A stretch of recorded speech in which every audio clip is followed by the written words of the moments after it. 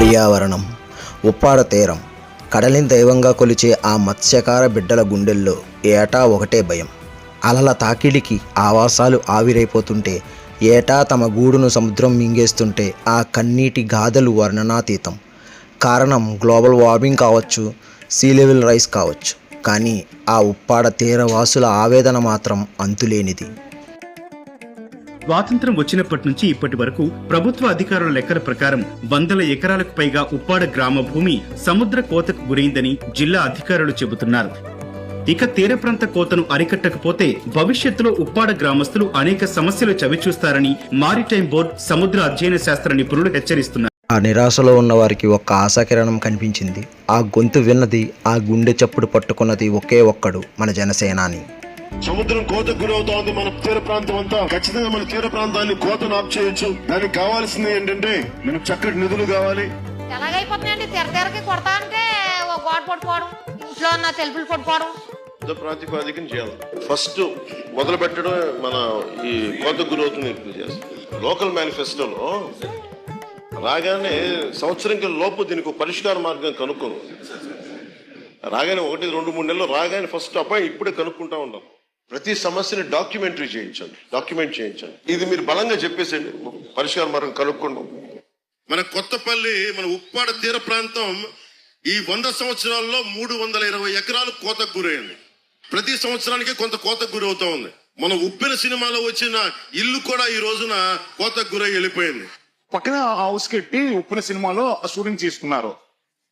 అది ఆ కాస్త పోయిన తర్వాత ఇంచుగా 400 ఎవరు సముద్రంలో కలిసిపోయి. మన రీసెంట్ గా ఉప్పున సినిమా కూడా తీశారు. ఆ సినిమా తీసినప్పుడు గంగమ్మ తల్లి జాతర అనే కార్యక్రమంలో అక్కడ ఒక టెంపుల్ ఉంటుంది, రామాలయం టెంపుల్. ఆ టెంపుల్ కూడా కాలగర్భంలో మన రీసెంట్ గా అది కూడా సముద్రంలో కలిసిపోయింది. కెరటాల తాకిడికి కాకినాడ ఉప్పాడ బీచ్ రోడ్డు కూడా అనేక సార్లు ధ్వంసమైంది. నేను ఒకటే మీకు మాటిస్తున్నా, సముద్రపు కోతని అరికడుతుంది. కేంద్రం సహాయంతో సముద్రపు కోతను ఆపాలంటే కష్టసాధ్యమైన విషయం. ఒక వెల్ ఇంజనీరింగ్ ప్లాన్ కావాలి. దానికి మీ సమస్యల పరిష్కారానికి నేను మీ చేతిలో ఆయుధం. మేము ఎమ్మెల్యే అంటే పిఠాపురం ఎమ్మెల్యేలా ఉండాలి, దేశం అంతా చెప్పిస్తాం. కేంద్రం సాయంతో ఒక పక్కా ఇంజనీరింగ్ ప్లాన్తో సముద్రపు కోతను అడ్డుకుంటానని మాటిచ్చారు. అన్న మాట ప్రకారం పీఠం ఎక్కగానే 323 కోట్లతో ఆ ప్రొడక్షన్ వాల్ పనులకు శ్రీకారం చుట్టారు. ఇది కదా లీడర్ అంటే. పవన్ కళ్యాణ్ పైనే సముద్రం అంతా ఆశ. పవన్ కళ్యాణ్ గారు కూడా దానికోసం వచ్చారు. గట్టు కోసం అన్ని మాట్లాడారు. ఢిల్లీ నుంచి టీం వచ్చింది, చూసుకొని వెళ్ళారు. ఉప్పాడ గ్రామ ప్రజలు ఏమైనా కోరుకుంటున్నారంటే ముఖ్యంగా ఒక గట్టు మాత్రమే కోరుకుంటారండి. మీరు ఆ గట్టు వేసేసినట్లయితే మాకు మీరే ఒక ఈ కాలంలో ఒక మంచి దేవుళ్ళు మేము అందరం మిమ్మల్ని కొలుసుకుంటాము.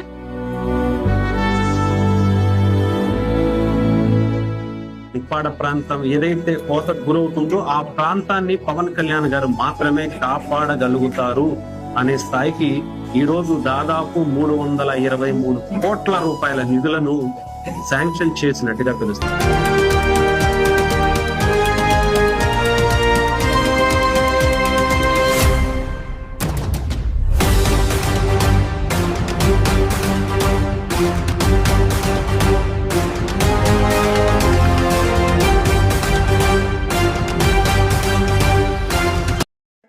ఆపరేషన్ అరణ్య.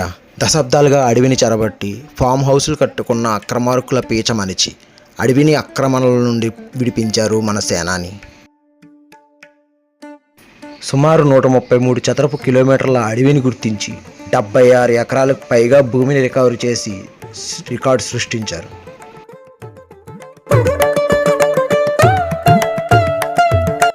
శేషాచలం కొండల్లో ఎర్రచందనం దోపిడీకి చెక్ పెట్టేందుకు పవన్ కళ్యాణ్ గారు బరిలోకి దిగారు. స్మగ్లర్లకు ఇది మామూలు హెచ్చరిక కాదు, ఇది ఎన్డీఏ గవర్నమెంట్, టఫ్ గవర్నమెంట్. ప్రకృతి నాశనం చేస్తే ఎవరిని వదలం అనే సింహంలా గర్జించారు. ఎర్రచందనం చెట్టు మీద చెయ్యి వేస్తే మీ ఆస్తులు కూడా పోతాయని ఫారెస్ట్ యాక్ట్ పవర్ ఏంటో చూపించారు.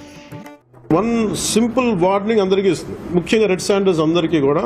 రెడ్ శాండర్స్ ని ఎవరైతే సపోర్ట్ చేస్తున్నారో మీరు స్మగ్లర్స్ కావచ్చు, కొట్టేసే వాళ్ళు కావచ్చు, కింగ్ పిన్స్ కావచ్చు, it's a very firm warning to you all. Operation Kagar లాంటిది ఎక్స్ట్రీమ్ లెఫ్ట్ వింగ్ ఎక్స్ట్రీజం ని హ్యాండిల్ చేయగలిగినప్పుడు ఈ కంట్రీ ఒక ఐడియాలజికల్ బేస్డ్ ఉన్న వాళ్లే కూర్చోబెట్టి కష్టం అయిపోతుంది లొంగిపోతున్నప్పుడు మిమ్మల్ని తాట తీసి కూర్చోబెట్టేస్తారు స్మగ్లర్లందరినీ. ఇట్స్ జస్ట్ పొలిటికల్ విల్ అని. మీరు కనుక ఇదే పనిగా చేస్తే 6 to 9 months ఆర్ 1 year అదే పని ఆపరేషన్ పెడతాం మీ అందరికి. మీరు స్వచ్ఛందంగా ఆపారా మంచిది, మీకు మీరు ఆపలేదా మళ్ళీ రెడ్ శాండర్స్ ఎవరన్నా తిరగాలి చెట్టు కొట్టాలంటే కూడా భయపెట్టే స్థితికి మేము తీసుకొస్తాం. మేజర్ మీకు ఒక యాక్ట్ ఉంది, ఎవరన్నా సరే రెడ్ శాండర్స్ కొట్టి చెట్లు కొడితే వాళ్ళ ఆస్తులను కూడా సీజ్ చేయొచ్చు. ఆ అమెండ్మెంట్ ఆల్రెడీ చేస్తుంది ఫారెస్ట్ యాక్ట్ లో. You have to be very very clear on that. So మీ అందరూ కూడా మర్యాదగా మీరు వెనక్కి వెళ్ళిపోయి వేరే పనులు చూసుకుంటారా లేదా ఇవే చేస్తారనేది చాయిస్ ఇస్ యువర్స్. ఎందుకంటే వన్స్ మేము ఆపరేషన్ స్టార్ట్ చేసినప్పుడు మటుకు ముఖ్యమంత్రి గారి దృష్టికి తీసుకెళ్తాం, ఆల్రెడీ ఆయన స్టార్ట్ చేశారు. ఇవన్నీ కాకుండా మేము బోల్డ్ గా నరికేస్తాం, మమ్మల్ని ఎవరు ఆపర్ ఏం చేయరంటే ఇది ఒక ఎన్డీఏ గవర్నమెంట్, గుర్తుపెట్టుకోండి. It's a tough government.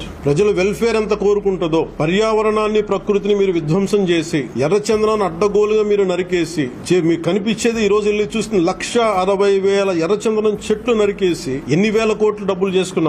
ఎవరిని మేము వదలం. ఇది మేము ఛాలెంజ్ గా మీరు తీసుకొని మీరు చేస్తారంటే సంతోషంగా తీసుకోండి. ఆ కాన్సిక్వెన్స్ మీరు ఫేస్ చేద్దరు. గజరాజుల సమస్య, కుంకీ ఎలిఫెంట్స్. మన్యం ప్రాంతాల్లో ఏనుగుల భయంతో వణికిపోతున్న జనం కోసం కర్ణాటక ప్రభుత్వంతో చర్చలు జరిపి శాశ్వత పరిష్కారం తెచ్చారు.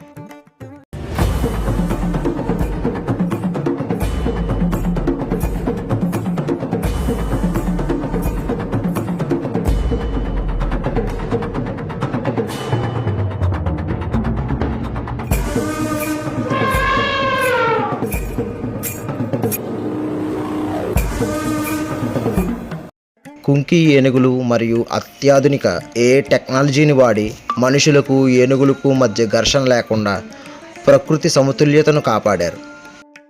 పొల్యూషన్ కంట్రోల్ బోర్డ్ వ్యవస్థల పనితీరు మార్చిన విప్లవం. పొల్యూషన్ కంట్రోల్ బోర్డ్ అంటే కేవలం ఒక ఆఫీస్ కాదు, అది ఒక ఆయుధం అని నిరూపించారు. వైజాగ్ లాంటి సిటీల్లో గాలి నాణ్యత పెంచేందుకు క్షేత్రస్థాయిలో పర్యటనలు చేయించి వ్యవస్థలో చలనం తెచ్చారు. అటు ఇండస్ట్రీస్ ఆగిపోకుండా ఇటు పర్యావరణం దెబ్బతినకుండా ఏపీ మోడల్ ఆఫ్ ఎన్విరాన్మెంటల్ గవర్నెన్స్తో దేశానికే దిక్సూచిగా నిలిచారు. నిజాయితీ, పనితనానికి వచ్చిన గుర్తింపు ఇది.